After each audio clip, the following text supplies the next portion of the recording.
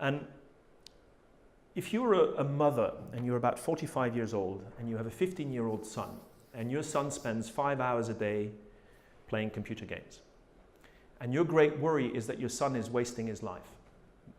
This core belief of this woman was, my son is wasting his life because he's spending 5 hours a day gaming. And this is the kind of mental image that she has of this. Now, what we want to do is analyze why she thinks that. So the first step is say, okay, you think that, that's your emotion, that's your belief, we accept that, whatever you think, it's your life, it's your emotion, but why is it that you think that? And she said, well, it's bad for his health to be stuck behind a computer. He doesn't have any friends, you know, he's lonely. And it's taking him away from his homework. He's not doing his homework because he's always gaming. And what we want to do is to try and analyze these and come up with the opposite. Is the opposite of the assumption that she has, does that have any merit? So instead of saying it's bad for his health to be playing computer games, let's just state it's good for his health.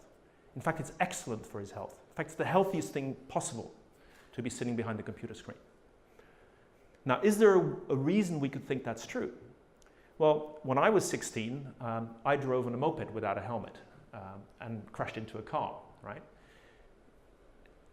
Less healthy than sitting behind a computer screen. If you were a mother and you would know at every single moment where your teenage son is because he's sitting behind a computer screen, that's pretty safe. Doesn't he have any friends? Well, he's actually the leader of a team in his computer game, slaying dragons or whatever. So he's actually completely well-adjusted socially. That's not a problem. But the real worry of this mother was that he's wasting his time, that it's taking him away from his homework. So if we want to make the shift, if we want to put on a different set of glasses and say it's taking him away from his homework, what if it's bringing him to his homework?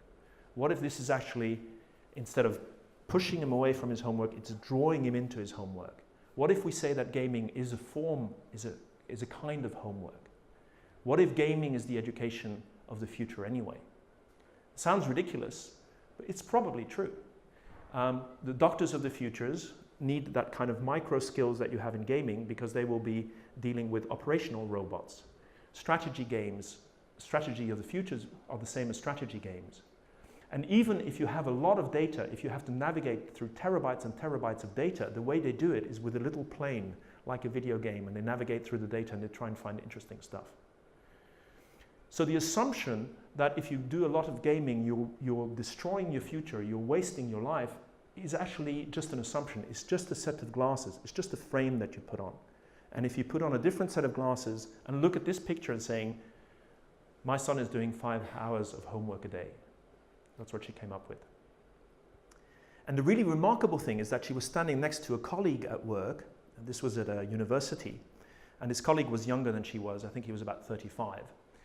And after they'd done the exercise, he said to her, well, I don't think 5 hours a day is actually that much. And she said, well, do you game? He goes, yeah, I am. At least 5 hours a day. And she said, but you're a really nice young man and you're totally socially adapted. And he said, exactly, right? So the worry of this mother was the frame that this is something that she's afraid of. This is something to do with my son is wasting his life. And we've replaced it at least with another frame that my son is actually doing 5 hours of homework a day. Now note that I'm not saying that one frame is true or not. I don't actually think one is true. It's just a different set of glasses. But we can choose what set of glasses we want to wear when we look at the world.